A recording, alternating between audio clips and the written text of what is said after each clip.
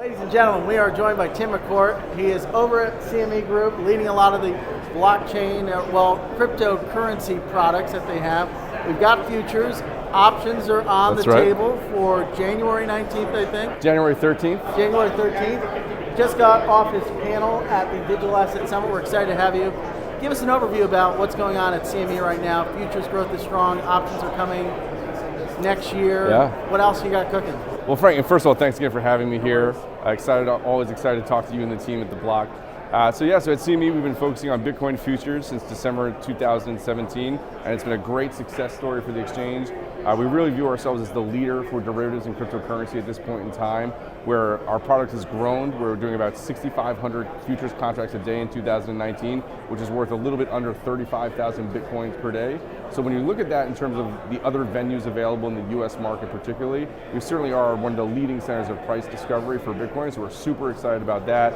The balanced participation in terms of global participation, customer balance, growing open interest, all of these things come together, really have developed a robust futures market, and now it makes great sense for us to introduce options on top of that futures market, which will launch on January 13th. Now, when you were thinking about launching that options product, were you looking for the right liquidity in the futures product and able to roll that out?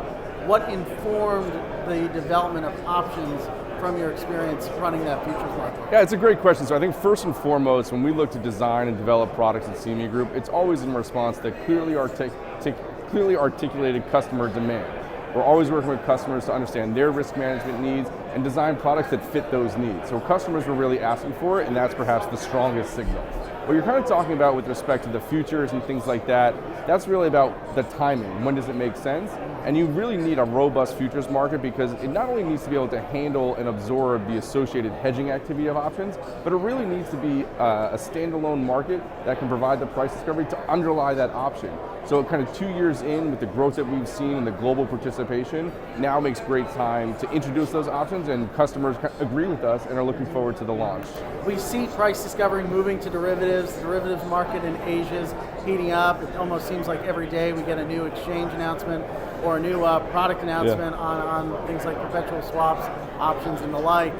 CME is positioned really well, but how do you maintain that volume dominance, at least on the regulated futures side, going into 2020? Yeah, I think certainly CME is the leading venue for crypto derivatives right now. And in terms of maintaining our position in the marketplace, it's really focusing on customers.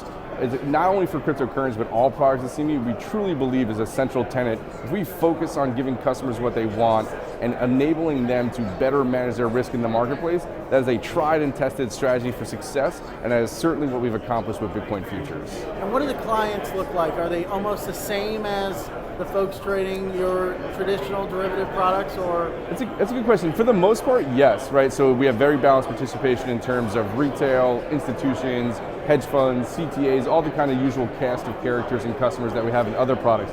But what's been interesting to observe is we've seen the advent of crypto-only customers. So you have these market participants and market professionals who have started crypto trading firms, started crypto hedge funds. So with the advent of crypto-only firms, we've actually seen the customer base expand slightly for this product. Very similar personas or personalities in the market, but a little bit of a proliferation in terms of the type of customer because of the crypto-only focus. We've seen a lot of issues with some of the crypto-native exchanges in Asia. Deribit had a pricing miscalculation on one of their indexes. BitMEX, for instance, exposed 30,000 customer emails. Despite the volume and attractiveness that they have in the market, there are some issues with the nascent infrastructure that they might have relative to a CME. Have you seen in recent weeks customers coming in and with the notion of, well, maybe we should be trading on a venue that's a little more up to snuff?